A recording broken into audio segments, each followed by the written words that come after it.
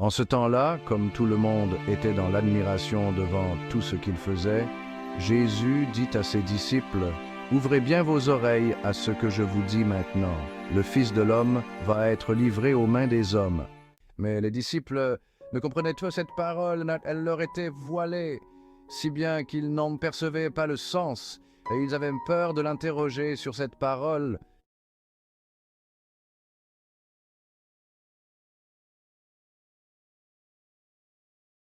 La scène se déroule avec une clarté effrayante.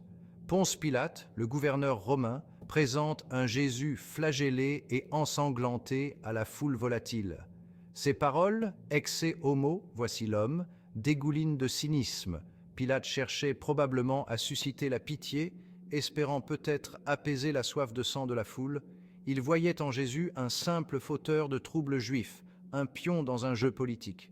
Il était loin de se douter de la profonde signification de ces paroles. Pilate, en essayant de se laver les mains de la situation, a involontairement dévoilé une vérité bien plus grande qu'il ne pouvait le comprendre.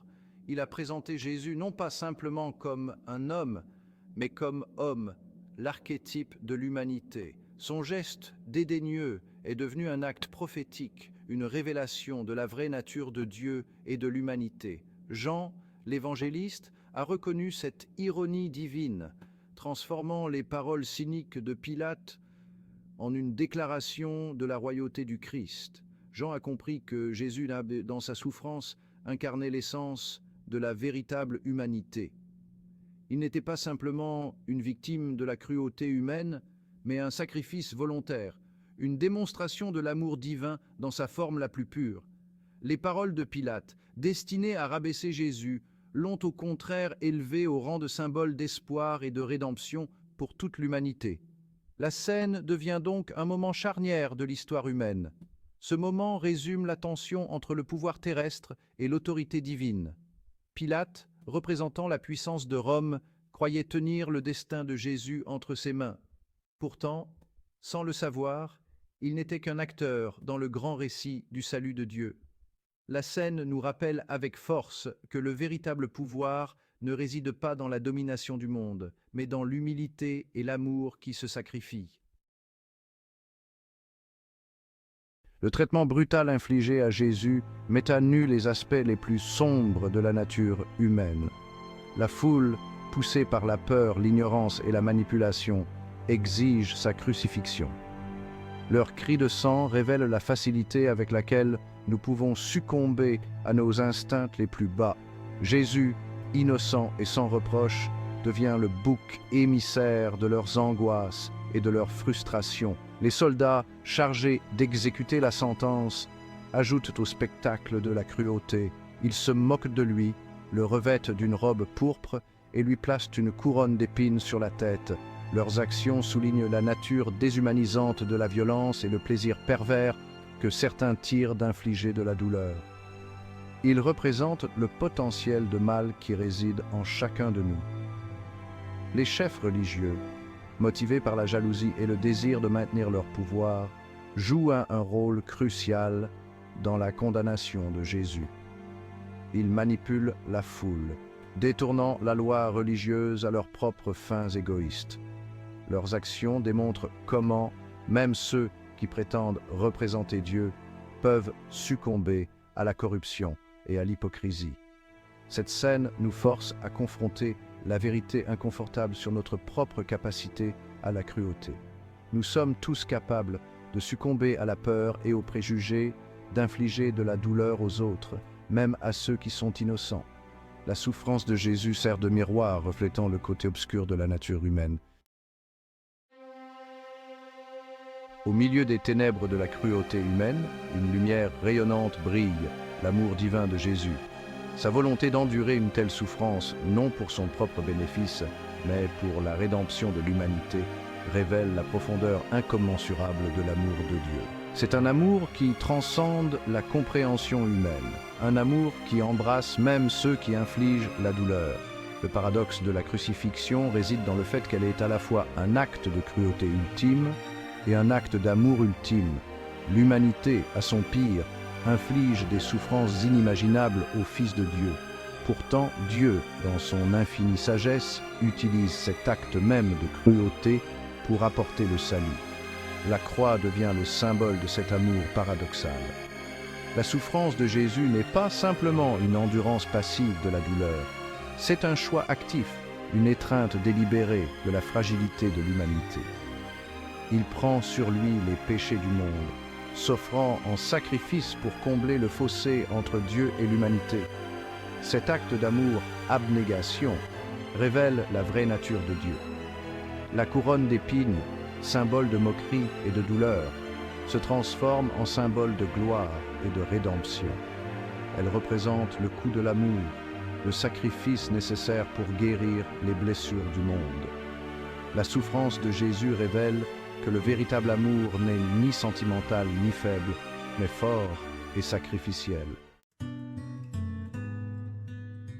Quatrième partie, le chemin vers la véritable humanité. Imiter l'exemple du Christ. La vie et les enseignements de Jésus offrent un guide profond pour comprendre notre vraie nature et devenir de meilleures personnes. En imitant son exemple d'humilité, de compassion et de pardon, nous pouvons commencer à transcender notre propre égoïsme et embrasser une vie d'amour et de service. Il nous appelle à un standard plus élevé, une vie qui reflète l'image divine en nous. L'exemple de Jésus nous met au défi de confronter nos propres préjugés et nos partis pris.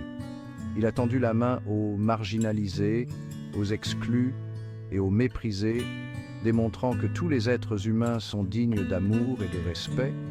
Il nous appelle à faire de même, à briser les barrières qui nous divisent et à embrasser notre humanité commune. Le pardon est au cœur des enseignements de Jésus. Il nous a appris à pardonner non seulement à ceux qui nous ont fait du tort, mais aussi à nous-mêmes. Le pardon n'est pas un signe de faiblesse, mais un acte de courage et de force. Il nous libère du fardeau du ressentiment et ouvre nos cœurs à l'amour et à la compassion. Imiter Jésus exige une volonté d'embrasser la souffrance, non comme une fin en soi, mais comme une opportunité de croissance et de transformation. La souffrance peut affiner notre caractère, approfondir notre empathie et renforcer notre détermination à vivre une vie pleine de sens et de but.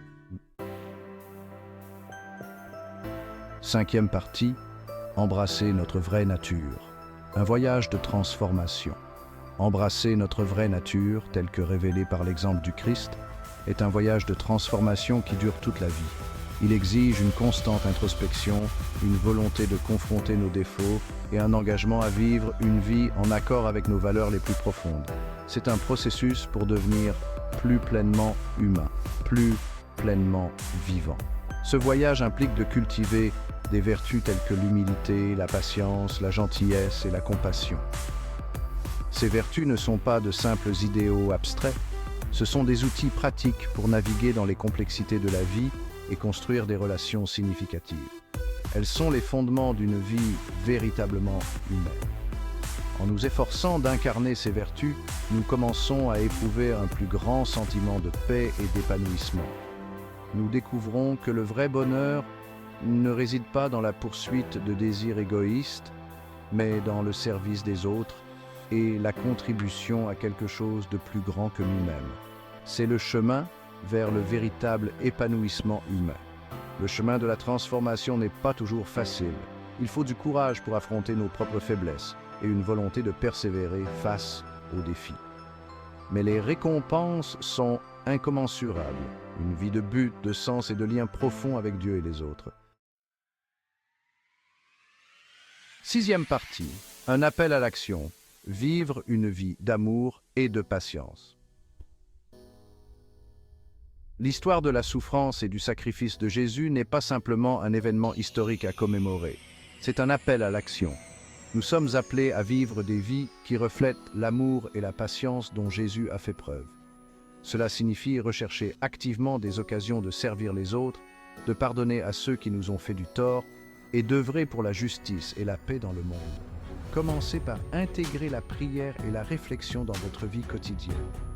La prière nous connecte à la source de l'amour divin et renforce notre détermination à vivre une vie pleine de sens. La réflexion nous permet d'examiner nos actions et nos motivations en nous assurant que nous vivons en accord avec nos valeurs. Cherchez des moyens concrets d'incarner l'amour et la patience dans vos interactions avec les autres. Pratiquez l'écoute active, offrez des paroles d'encouragement et tendez la main à ceux qui sont dans le besoin.